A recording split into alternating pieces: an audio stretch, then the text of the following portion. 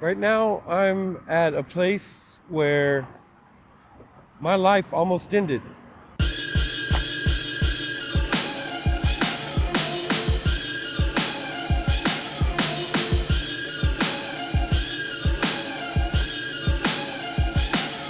That is the highway I was on, and I flew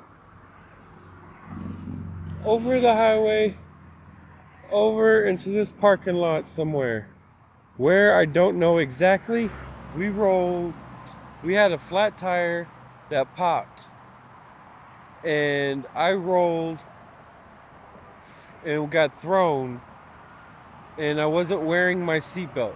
This is the day that pretty much changed my life, and it took me about 20 years to figure out what I needed to do with the rest of my life. But it took me about 10 years to realize why I didn't die.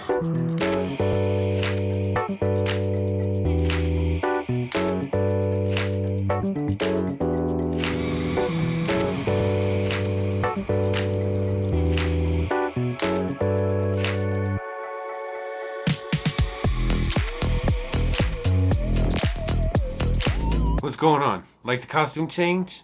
Yeah, it's because it's being recorded on 2 different days. That's right. But back to the story at hand. Back in 1998 is when that crash happened. I mean, it was a traumatic event in my life, in my family's life, in my friend's life, in my girlfriend's life at the time, which happens to be the mother of my son.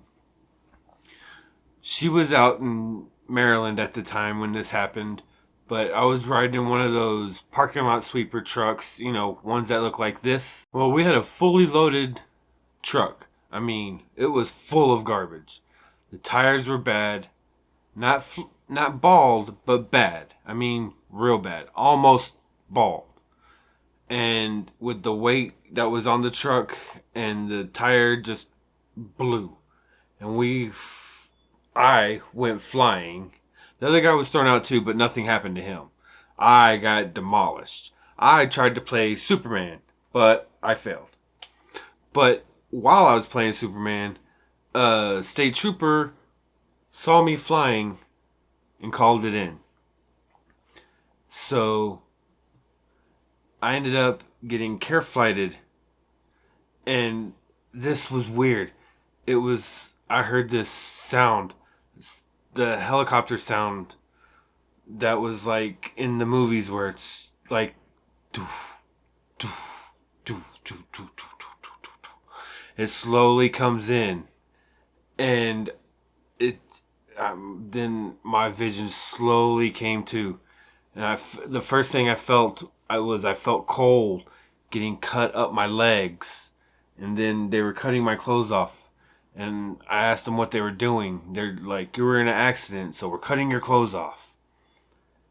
And it's weird because then all I did was just spit out my mom's information because she worked at a hospital literally right down the road from where I was. Next thing I knew, I blacked out, and then I was in the hospital getting woken up by my shattered knees being bent. I know. I woke some people up in that hospital from my yelling. Oh, if I was... that makes my knees hurt just thinking about it.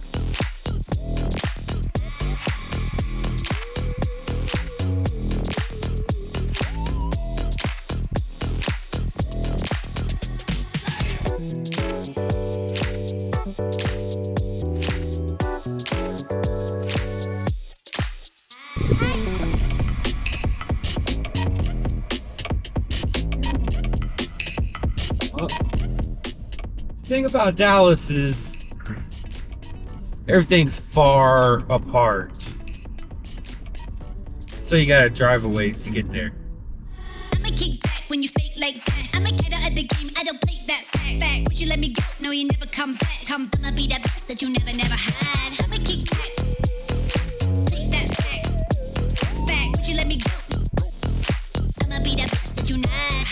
I'ma kick back when you fake like that. I'ma get out of the game, I don't play that fact. Would you let me go? No, you never come back. I'ma be that best that you never had. I'ma kick back when you fake like that.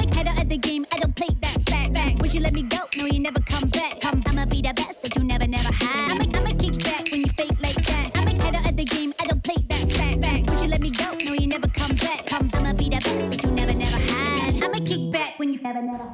You see that hospital? Yeah, that one right there, Methodist. That's the hospital that pretty much saved my life. I was care flighted to that hospital. I was not ever supposed to walk again, supposedly, as the doctors say, or at least that's what I was told. But that was the place that pretty much saved my life. I had an experience in the ICU for 3 days. I remember 30 minutes of it. I mean, it's a rough experience. I mean, I'll show you my scars. Got this scar with a plate and 3 screws in it right here on my wrist. On my right knee, I've got half a kneecap. I've got this scar that goes all the way down to here. From here, I used to have pins and wires in it. I don't anymore. I do have pins and wires in this one though. Also have half a kneecap in each knee. Also long one, but this one has pins and wires, and I'm probably gonna have to take it out soon because it's starting to give me trouble. Not much, but some. Then we got my scar on my eyebrow that goes onto my eyelid. But I mean, it was brutal. I think I was in the ICU for about 3 to 6 weeks before I got not ICU, in the actual hospital for 3 to 6 weeks before they actually sent me home. The following time was after that was weird. I'm still kind of affected by that accident. Every time I get into a passenger seat, I freak out easy about cars coming up, about getting into an accident, even though that had nothing to do with the accident. I don't know what it is. I guess it's because I was in the passenger seat when it happened and I'm not in control. I don't know. But it's been a tumultuous time. I mean, I couldn't figure out why I lived. And it just gnawed at me. Like, I should have died. Why didn't I die? It's terrible. I should have died. But I didn't. And that was because I was meant to be a father. And it took me forever to realize that. And now, myself, the other day, had gotten some good news. But that news is going to be in my next video. So stay tuned for that. If you like this video, don't forget to subscribe and hit that little bell notification. Please and thank you. That helps out so much. And until next time, take it easy. Not too sleazy.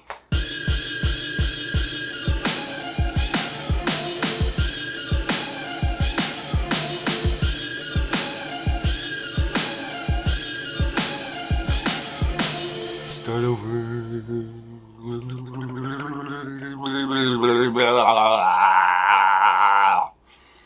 Okay.